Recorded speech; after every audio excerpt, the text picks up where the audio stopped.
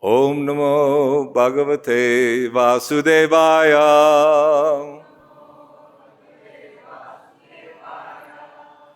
Om Namo Bhagavate Vasudevaya. Om Namo Bhagavate Vasudevaya. Together.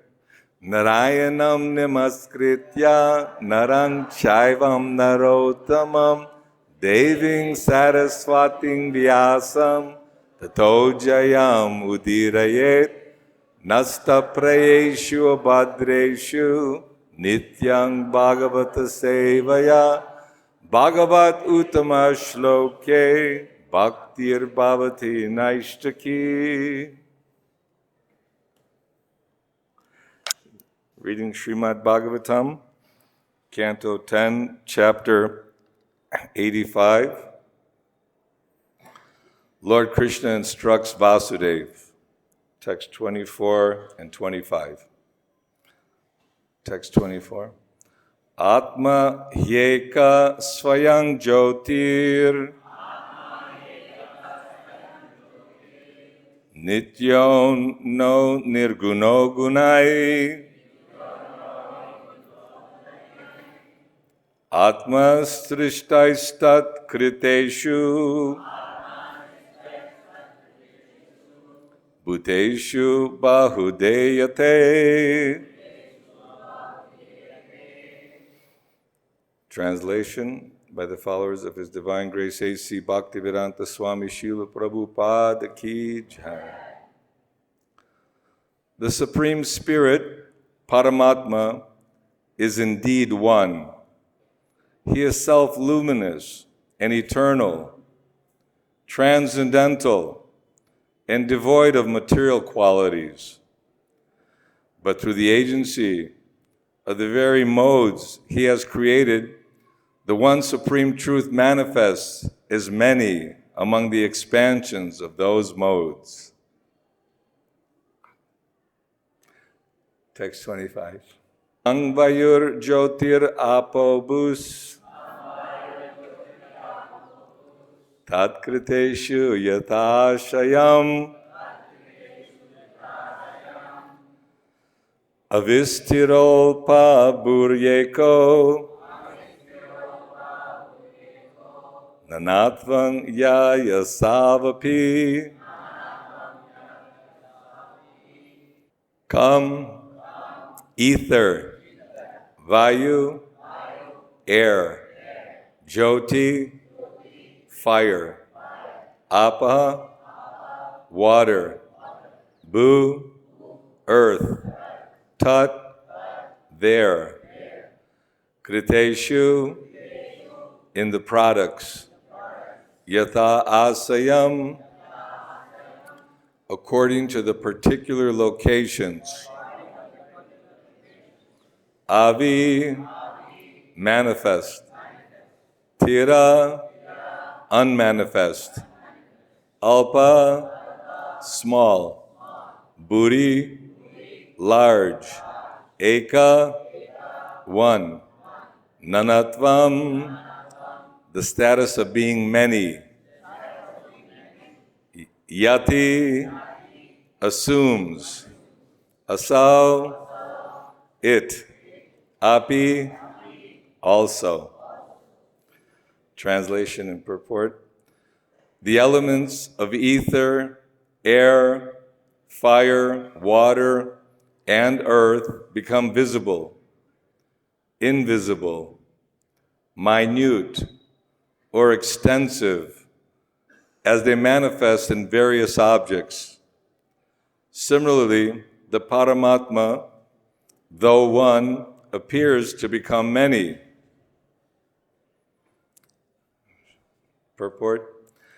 Srila Vishwanath Chakravarti explains this and the previous verse as follows. The one Paramātmā appears to be many by the influence of the modes of nature and that He Himself creates. How is that? Because although in truth the Paramātmā is self-illuminating eternal, aloof from everything, and free of the modes of nature, when he appears as his manifestations, he seems to be just the opposite, a multiplicity of temporary objects saturated with the modes of nature, just as the elements of ether and so on, when manifesting in pots and other things, seem to appear and disappear. So the Paramātmā seems to appear and disappear in his various manifestations. Om Jnana-timirandasya Gyananjana Shalakaya Chakshurun Militam Jena Tasmai Shri Guruve Namaha Shri Chaitanya Manobhistang Stapitang Jena Bhutale Swayam Rupa Kadamayam Dadati Swapadantikam Vanchakalpatarubhyascha Kripa Sindhubhyevacha Patitanam Pavanebhyo Vaishnavebhyo Namo Namaha Jai Shri Krishna Chaitanya Prabhu Nityananda Shri Advaita Gadadhara Srivastadi Gaur Bhakta Vrinda Hare Krishna Krishna Krishna Hare Hare Hare Rama Rama Rama Hare Hare. I'm glad we had a philosophical class yesterday. That was a very good class yesterday. Yeah. I guess this is one of the reasons why when Chaitanya Mahaprabhu was questioned by Prakashananda Saraswati, why are you dancing sentimentally? You're a young sannyasi, you should study Vedanta. And Chaitanya Mahaprabhu said, my spiritual master considered me a fool, incapable of understanding the essence of the Vedanta philosophy. And he instructed me to simply chant the holy name of the Lord. Harinama, Harinama, Harinama, Eva Kevalam, Kalu Nasteva, Nasteva, Nasteva Gatiranyata. And by chanting the holy name, Lord Chaitanya was experiencing symptoms of happiness and hair standing on end and jubilation. He thought maybe something was going wrong. He asked his spiritual master, he said, no, these are the symptoms. By chanting and glorifying the holy name, you're associating with the Lord directly, and you're actually experiencing this love for Krishna. So this Vedanta, Narada Muni approached Narayan Rishi, incarnation of the Lord in Badarika Ashrama, and the same question that Parikshit Maharaj was asking was also, the story was told that Narada Muni, he heard from Sanandana, the four Kumaras were there, and Narayan Rishi, the Supreme Lord, and instructed him on the essence of the Vedic teachings. What is the essence of the Vedic philosophy and teachings? And because somehow we've misused our independence and we come to this material world because we want to be the enjoyers. It's like, why Krishna has to have all the fun? We also, little Krishnas, we want to have fun too. So Krishna, as Mahavishnu, creates the whole material universe, and simply by breathing, millions, billions, trillions of universes are emanating from the body of the Lord. And that's only one little corner, one little portion. In the spiritual world, all activity is taking place. In Vaikuntha, Goloka Vrindavan, Krishna's having pastimes with his friends, with his devotees, with the cowherd boys, the cowherd girls, and more intimately with Mother and Father Yashoda and Nanda Maharaj. And what to speak of the love that he was experiencing with the gopis. So much intensity there. Whenever Krishna wants to experience love and transcendental bliss, he expands himself as Srimati Radharani. He manifests himself as Srimati Radharani, and she is the container of Hladini Shakti, of pleasure potency, and there's a certain pleasure between Krishna and Srimati Radharani, as with Krishna and Balaram, and Krishna and all the Shvangsha incarnations of the Lord. And then, in a minute way, we're Vibhinangsha, little entities, but we also have that enjoying spirit. And our enjoyment in the spiritual world is Jivera Swarupoi Krishna Nityadas. We're servants of Krishna. We're serving out of awe and veneration. We're serving on a more friendly level than parent, than lover. Of course, there are many stages, but this is the basic. But somehow or other, the Nitya Siddha has left, and now we're Nitya Buddha. We're conditioned by the modes of material nature. And the Lord didn't leave us alone. Sometimes a little child wants to go off on his own, but the parent's always watching. Okay, keep an eye on him. He's going here, going there. But the parent's watching for the safety and to give guidance. So Krishna not only manifested as Balaram, and then his expansion as Vasudeva, Pradyumna, Niruddha, and then Mahavishnu, and then Garbhodakshay Vishnu. Not only is he creating all the universes, he also enters into each and every universe as Garbhodakshay Vishnu, and he sprouts Lord Brahma and empowers Lord Brahma to create all the living entities, all the planetary systems that he's empowered. Krishna's empowering Lord Brahma. And then he expands himself as Kshirodakshay Vishnu, Paramātmā. And he's not only in the heart of every living being, he says, Sarvasya chahang hridi sanavishto matat smritirgyanam apohanam cha. As Krishna's guiding us by giving us intelligence, remembrance, and forgetfulness. We want to forget Krishna. I want to be the lion, so let me attack. And in this way, whatever desires we have, also according to our karma, karmana daiva netrena, at the time of death, what is that? Yang vapi smaram bhavam tyajat yante kalevaram. Whatever state of being we remember at the time of death, that state will attain without fail. So Mother Nature, under the order of Krishna, according to our desires and our fruitive activities, we are through earth, water, fire, air, ether, mind, intelligence, and ego. Krishna makes a nice body. Okay, here's your next ride on the Ferris wheel. Sometimes you go to parks, there's a fair, and there's many different rides you can go on. You can go, spin around this way or go through the tunnel of a horror show and different things. So we're going through different experiences in our lives, in higher planets as gods, thinking there's, such longevity of life. Who cares about death? You're living for thousands, millions. How long Brahma lives, I still can't figure it out. I've read it for 50 years. I think 12 hours is, 4 trillion and 32 billion years, and that's like only half a day. And then you have to add that up and figure out the years and 100 years. So Lord Brahma lives a long time. Demigods live a long time.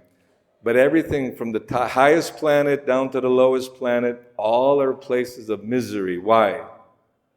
Because everyone is forced to die. Everyone is forced to leave this temporary covering, the encagement. They say the material body is like an encagement. Imagine you're imprisoned and you have the use of the machine. The material body is like a machine. The legs walk, not so good sometimes, but the hands, and basically, like the animals and little children are only thinking about food. Let's live, where's food? Survival. What are the dogs doing? They're all looking for food. Everyone's looking for food. But then, in the human form of life, we're given a chance to inquire, atato brahma jignasa, who am I? Why are the miseries of this material world forced on me? What are the three miseries? Adhyatmika, adhidaivika, and adhibodhika.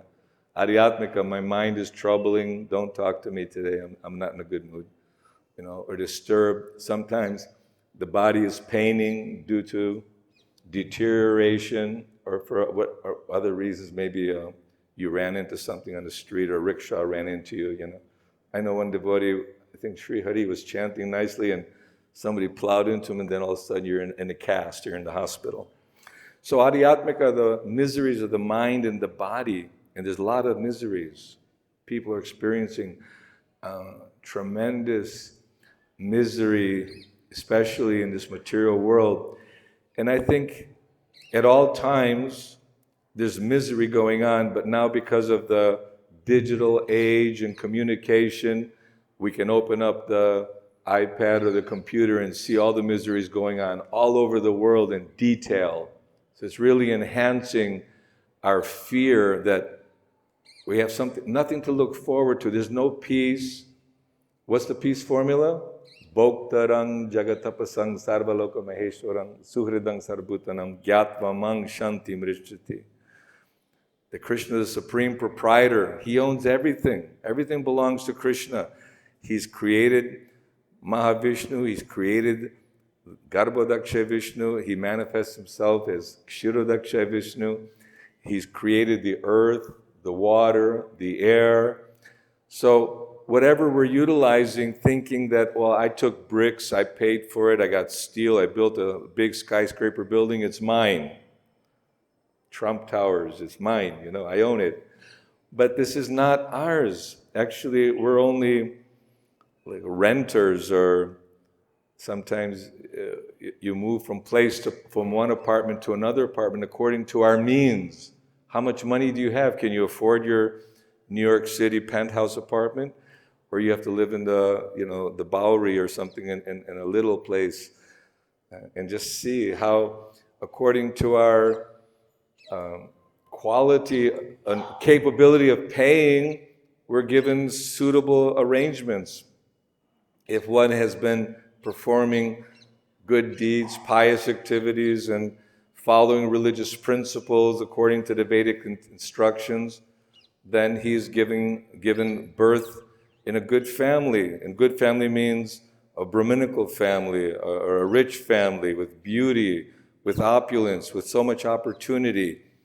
But this is not the goal, because even one may be very learned, great professor or scientist, PhD, many PhDs. Some people have multiple PhDs. And, I come from this family, that family. Even Dhruva Maharaj experienced that Uttanapada's favorite wife did not agree that Dhruva could sit on the lap of the king because he was not born from her womb. You have to take birth again in a higher family, then you can move forward.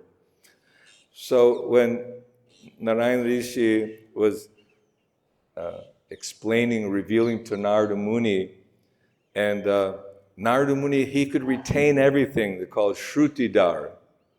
That means once they hear from the spiritual master, like a photographic memory, they retain everything, and they don't need books and notes and, what was that again? No, somehow Krishna, he provides the Shrutidhar, those who are qualified to have that kind of retention and spiritual clearness of mind. So if you want to read that, that's in the second last chapter, the Vedas, in the Krishna book. Very, very intense, talking about the personal aspect of Krishna and what is the impersonal aspect. Without going into details, in the last class I mentioned that Lord Buddha appeared because the so-called followers of the Vedic principles were utilizing the instructions of the Vedas and slaughtering animals without properly following the Vedic literatures, without giving proper guidance of qualified brahmanas. So Lord Buddha said, I don't care for the Vedas, but you follow me, and ahimsa, non-violence, and by by following this process of Buddhism, you'll dismantle all the material elements. Earth will go back to earth, fire back to fire, air back to air. And it's a technique of dismantling the embodiment, and then you'll be free of all anxiety. You'll merge into the absolute, because the impersonalists believe that whenever the Lord appears, he takes on a material body, which is highly offensive. Actually, the Lord is never in a material body. He always has a transcendental spiritual body. And when he does appear, he appears for the purpose of satisfying his devotees, realigning religious principles, putting back on track. You know, if the train track is off, the train goes colliding. So Krishna reestablishes religious principles, kills the demonic mentality of those, and again reestablishes godly personalities like he did with Yudhishthira and the Pandavas, so that again there could be proper guidance, and spoke the Bhagavad-Gita to Arjuna so that he can also be the next recipient of the reestablishment of the Vedic teachings. The Guru Parampara, Evang Parampara Praptang Imang Rajarshayo Vidu. So we follow the descending process. That means from Krishna, from Narayana Rishi to Narada Muni to Vyasadeva to Madhavacharya to Madhavendra Puri to Ishvara Puri to Lord Chaitanya, six Goswamis, Vishwanath Chakravarti, Srila Bhaktivinoda Thakur, many I'm skipping, sorry, Bhaktivinoda Thakur, Srila Prabhupada, again is delivering the essence of all Vedic teachings in the form of Srimad Bhagavatam. So the conclusion of the conversation, after fully hearing from Narayana Rishi the Vedic conclusion, and Narada, again in the Leela pastime with Vyasadeva, stating that the direct glorification of the personal form of the Lord was missing, that people are speculating, and just like Sarvabhauma Bhattacharya was a great logician and renowned scholar of his time, but Chaitanya Mahaprabhu, after hearing him speak, told him that Vedanta Sutra is very clear and the meanings are very easy to understand when properly represented, but your interpretations are clouding the whole meaning. Just like the bright sunshine, we can see it shining, but if a cloud comes in between, then you can't see the sun. But if you rise above the cloud, above the three modes of material nature, Traigunya Vishaya Veda Nistraigunya Bhavarjuna. So Krishna is telling Arjuna, come above the modes of material nature onto the transcendental platform. And we're being guided by the Guru Parampara how to not misunderstand that actually the ultimate goal or the ultimate reality is impersonal, has no hands and no legs, but also he can receive all your offerings, he can go very quickly. And Krishna, it's difficult to describe with words the absolute truth, because we're dealing with material tongue, material imperfections. And so to try to describe the truth by philosophical speculation or by interpretation of persons who have ulterior motives to misguide. So in one sense, many people are very unfortunate, unlucky, because if they put their faith and trust in something which is not connected to the authentic Guru Parampara, that's revealing that Krishna is the Supreme Personality of Godhead, the cause of all causes, Ishvara Parama Krishna Satchidananda Vigraha Anadiradir Govinda Sarva Karna Karna, that Krishna is eternal, full of knowledge, full of bliss, and he's the cause of all causes, then unfortunately, like in Varanasi, Prakashananda Saraswati and all the followers were criticizing the Vaishnavas, thinking them to be sentimentalists, uneducated, bhaktis for the neophytes. But then Chaitanya Mahaprabhu, by their request, he said, don't get angry. No, we'll accept whatever you say. So Chaitanya Mahaprabhu explained the Vedanta Sutra in a personal aspect. And Prakashananda Saraswati on another occasion felt so, hurt that he offended Chaitanya Mahaprabhu, that he begged for forgiveness. But Chaitanya Mahaprabhu always maintained a very humble attitude. Even when he approached all the different Mayavadis where he washed the feet, he sat there and he said, no, why are you sitting there? Always, Chaitanya Mahaprabhu said, all of you are from a much higher caste. So what is the famous verse in Shikshashtaka number 3?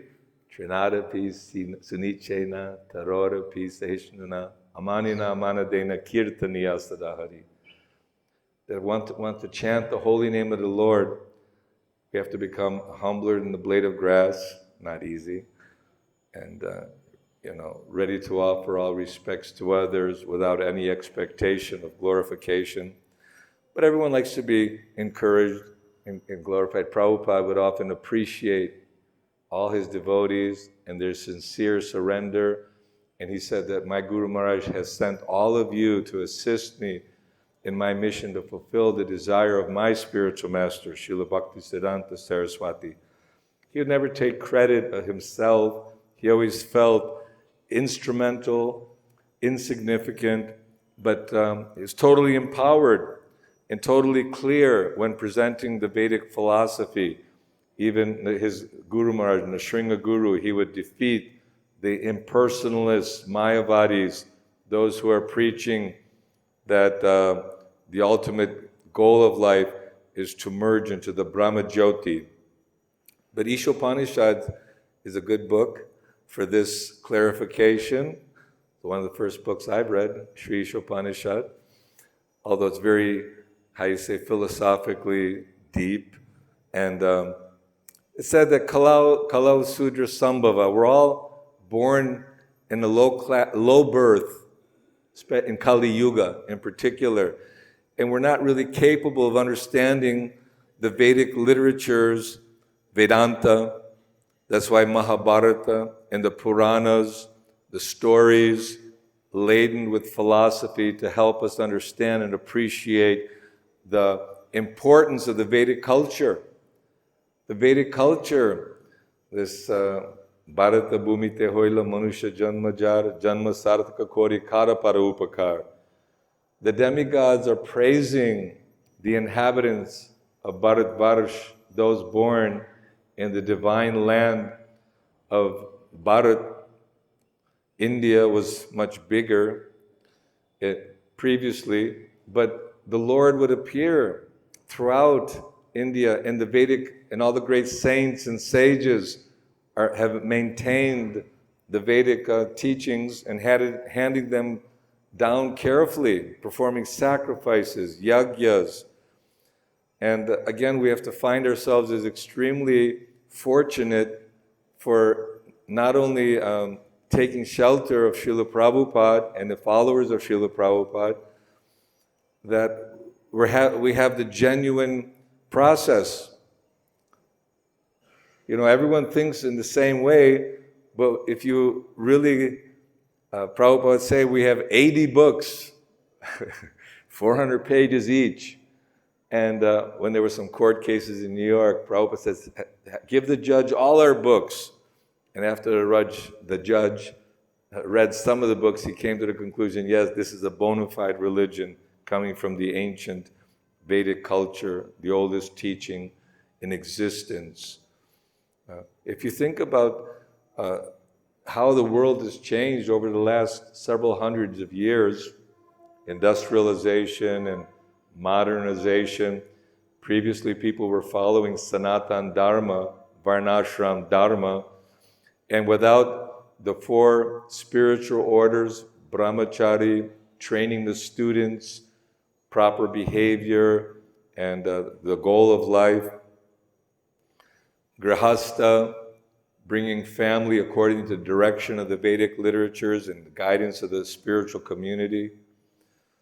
And vanaprastha, detaching oneself from identifying, I am this body, this is my family, this is my bank balance, these are my children, these are my countrymen, and you don't agree with me, we'll fight. It's okay, there's fighting going on everywhere because of religion, color of skin, or depending on caste. So without brahmachari, grihastha, vanaprastha, and then sannyas, full surrender, body, mind, and words, because ultimately we're leaving it all behind. Want to or don't want to, Krishna's taking it all. Oh, but I work so hard for my bank balance. That's okay. You can't take it.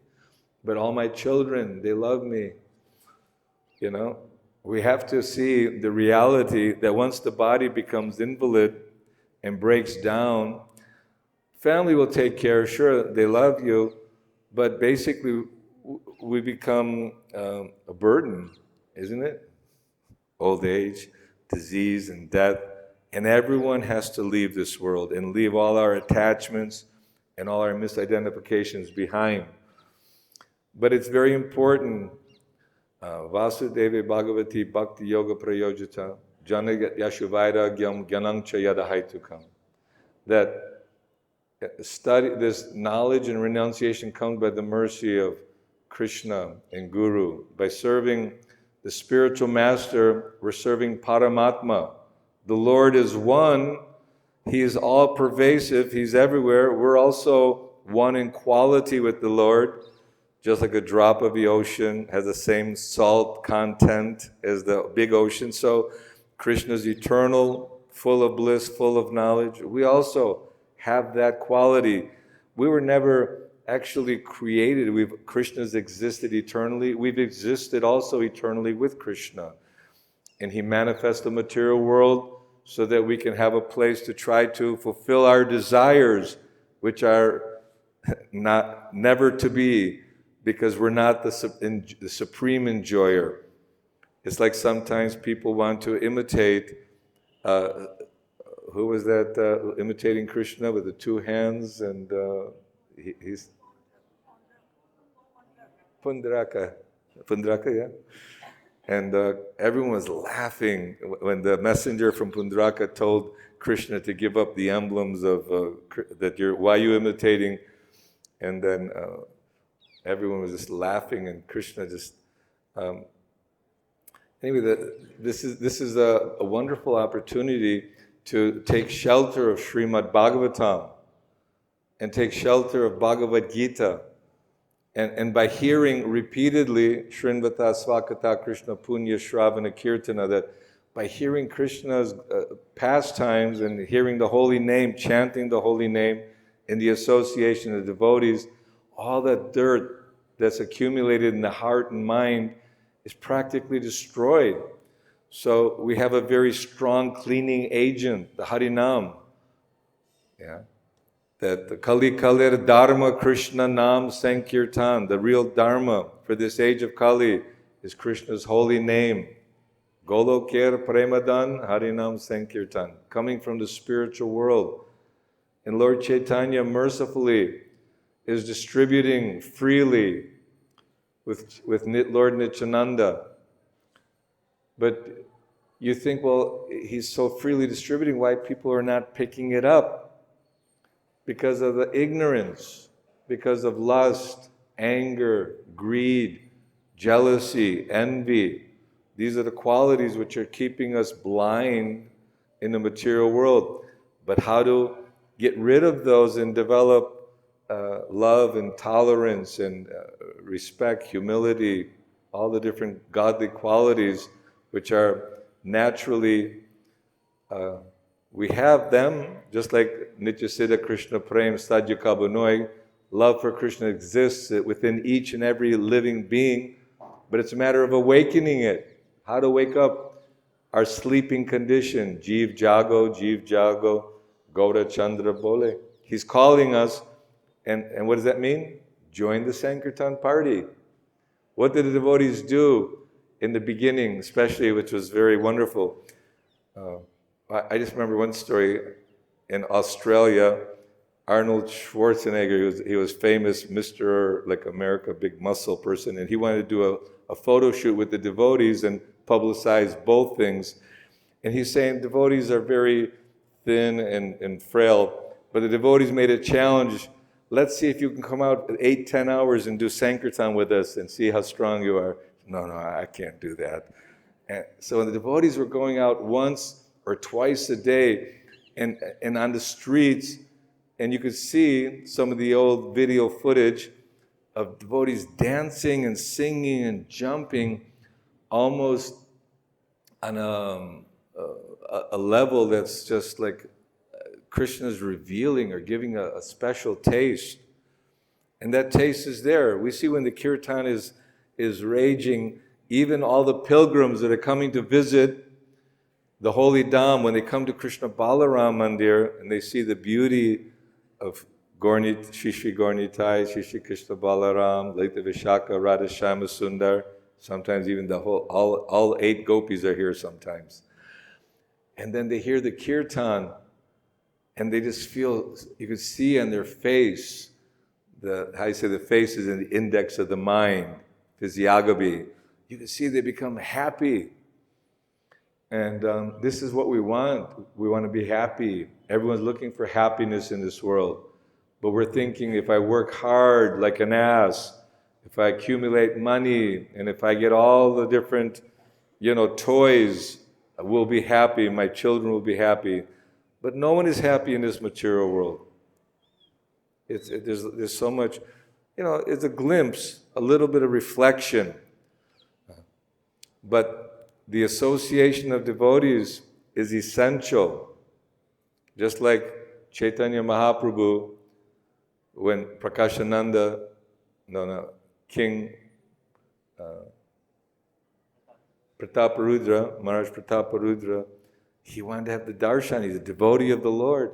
But the Lord, just to show the example, not to associate with people interested simply in money and opulence and control, that he would not give the association. But then it unraveled in such a way, he showed his love for Chaitanya Mahaprabhu, and ultimately he did receive that. So to avoid the association of non-devotees means that we're not looking simply for money and sense gratification and looking to be happy in a temporary situation. And so, what to do? Associate with the devotees. Mold our life in such a way that we can rise early in the morning, hear the Srimad Bhagavatam, chant the holy name, see the deities, and do devotional service. Because without devotional service, without the bhakti, we're chanting very vigorously, "Oh Lord, somehow I've fallen into this ocean of birth and death. Please pick me up from this ocean of misery and engage me as one of your servants." So we should be thankful and grateful if we have service, and we should perform devotional service. Chanting the holy name is service. Hearing Srimad Bhagavatam is service. And so we want to make an atmosphere where we can be together, because only by the mercy of the devotees, by the pure devotees' blessing, can one actually achieve or awaken that love for Krishna. Not that I'm lock myself in my room and I'm going to chant, 100 rounds a day and read all day long, and in this way I'll get the blessing of Krishna. If you can do that, I'm sure you'll get blessings, but the way to really awaken our love is by serving the pure devotees and respecting Vaishnavas. We shouldn't try to, evaluate, he's a new person, or he's an older person, and I think this is the mentality of a Vaishnava, is that he offers respects to everyone, even the animals, the dog in the street. And so if we have a hateful mentality, or of jealousy and anger, we know that we have to clear any misgivings that we might have. And by serving the Vaishnavas, by taking the prasad, Narada Muni set the proper example. His mother, and they served the devotees who were there during the Chaturmasya, chanting about Krishna, talking about Krishna. And Narada Muni would serve them prasad, clean their plates, and ask their permission if you could take the remnants.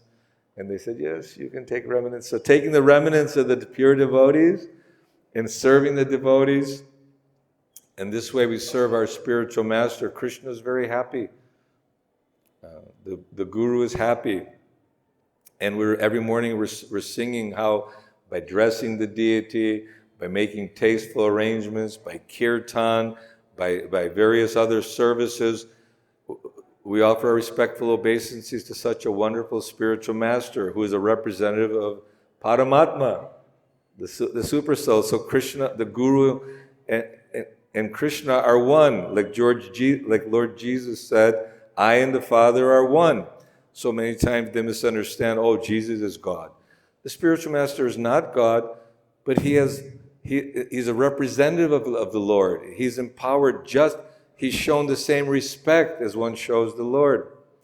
So one should not think or misunderstand the philosophy that Ekale Ishvar Krishna Arsabritya. Krishna is the supreme controller, the supreme Lord, and everyone else is a servant of the Lord. And here we're the great saints and acharyas are glorifying Krishna and Balaram so much that Vasudeva was feeling very uncomfortable identifying with Krishna and Balaram as my sons. So even Krishna was not feeling good about that, so he wanted to cover with Yoga Maya so that loving relationship will be maintained. Because Nanda and Yashoda, they were only experiencing or feeling intense love for Krishna and Balaram in a natural way. But if one is thinking that this is the Supreme Lord, naturally one will feel reluctant to be the parent or guardian, because everyone sees God as the father. But Krishna likes being in the mood of Damodar. We see how he is being glorified with the Damodarastakam prayers every evening with Mother Yashoda. You see beautiful painting of Mother Yashoda trying to tie Krishna. And it's just such a personable, loving exchange that we can't imagine that God is just a void or just some brilliant light energy of bliss, and there's no activity. Sometimes Prabhupada gives the example of a person, Mayavadis are impersonalists, is like having sweet rice. Sweet rice is so nice, isn't it? Especially we had the Purnima sweet rice, so nice. But if there's sand mixed in the sweet rice, then you want to enjoy, but you can't enjoy. If you offer, here, have some sweet rice. No, I've already had, the sand thing's not so good. Right? Or a person who's laid up in a hospital and think activity, not eating again and activity again, but the activity that goes on in the spiritual world is totally blissful. We have a relationship with Krishna. We have our place, our home is there. We're just wandering in this material world, lost, and looking for a happiness which is available by chanting Hare Krishna, Krishna Krishna, Hare Hare, Hare Rama, Rama Rama, Hare Hare. So we have 5 minutes, like they said yesterday, we have 5 minutes, but it kept going over, so I don't like to go. Anyone have any questions, comments, complaints? Yes, Prabhu.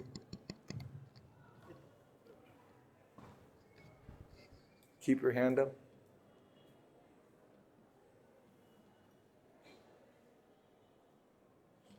Hare Krishna. Thank you, Prabhu, for your beautiful class. Very nicely you have explained about the pure devotee of the Lord. So, my question is, kindly could you explain how one can recognize through shastric injunction the symptoms of the pure devotee? How he can come to contact with pure devotee? How he can serve to the pure devotees of the Lord? Hare Krishna. Well, Arjuna asked same question, how does he walk, how does he talk, how does he look? And there are descriptions of the symptoms of one who is advancing in devotional service. In the nectar of devotion also, all the various wonderful qualities of a pure devotee are listed. And it's not that we have to work on each and every quality, but anyone who reminds you of Krishna, he's considered like a pure devotee, in the sense that this is why when devotees, especially we see each other, Hare Krishna, Hare Bol, and if you see that someone is engaged in the service of the Lord, we don't want to be overly critical and try to evaluate if one is what level on the yoga ladder one has achieved before I can, unless he's on the 50th or above, I won't respect them or anything like that. So the common principle is titikshava karunika suhrida sarvadeha namajata shatarva santa sadhava sadhabhushana. One who's very tolerant, kind to all living beings. He's actually a candidate for devotional service. So the more we hear and the more we see one engaged in the devotional service, the more encouraged we will be to offer more genuine love and obeisances. Thank you, Prabhu. Hare Krishna. Any other questions? Yes, ma'am. Which one? Okay, ladies first. They'll come right back to you.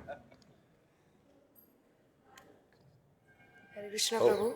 Thank you so much for your class. And I just have a question that in your class you also told about the significance of service, of doing service, of serving devotees even. But I just want to know that our intentions also matters when we serve or we do any service, our intentions matter. So how to retune that intentions, and if we are doing any service without the correct intentions, does that also counts as the same? Okay. Well, you have to translate.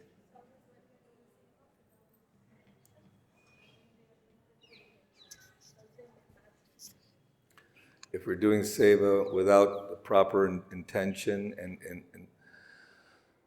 yes, at first we just may be doing our services just because of the order of the spiritual master. They say one who's not on an advanced level, he may be given an instruction to do devotional service. He does it sometimes even begrudgingly. Suddenly we think, oh, why there's so many people who could do the dishes, why am I supposed to do the dishes? Okay.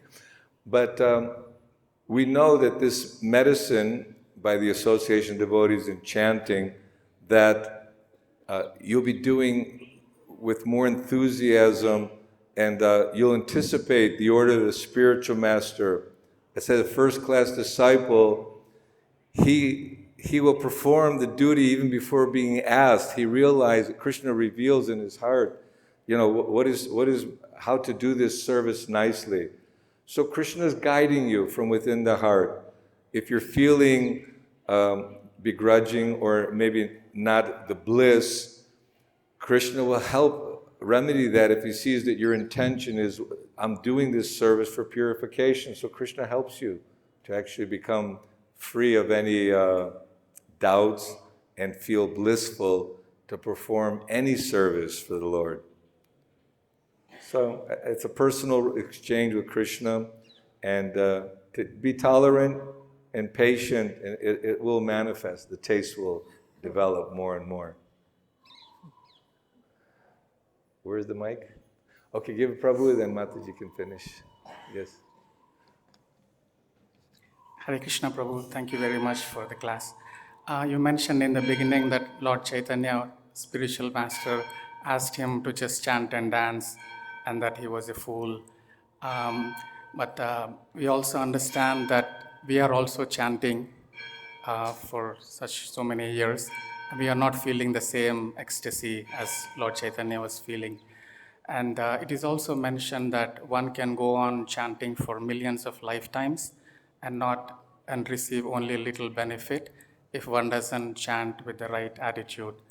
The right attitude, it's forming when we understand Shastra, when we develop Shraddha, which is described as Shastrartha Vishwasa, having firm faith in the scriptures, and then the chanting is giving the real benefit.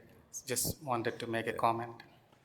Yes, Prakashananda knew that Chaitanya Mahaprabhu was known as Nimai Pandit. He knew that he was well versed in the Vedic literature. Yes, this is very important offenses that it's actually, if we avoid offenses, then the taste and the fruit of the chanting Harinam will manifest itself. But otherwise, if we're chanting, but at the same time not understanding from scripture and from a higher association that we should respect all others and not commit offenses to the holy name and to devotees, then it's not going to fructify itself. The love for God will take some time. No, one more. I mean, I can go 1 or 2 minutes. Sorry. I hope I answered your question. I have a hard time hearing sometimes. Hare Krishna. I have a question about Paramātmā. The verse was speaking about Paramātmā, and yesterday Prabhu was speaking very philosophically about the different aspects of Brahman. So in Srimad Bhagavatam, I'm not a big scholar, but I think it's 1 to 11, in the verse Srila Prabhupada explains that Paramātmā is partial representation of Krishna.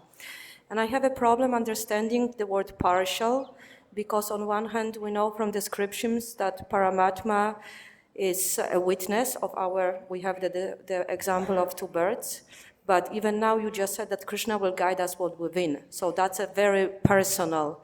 So could you explain?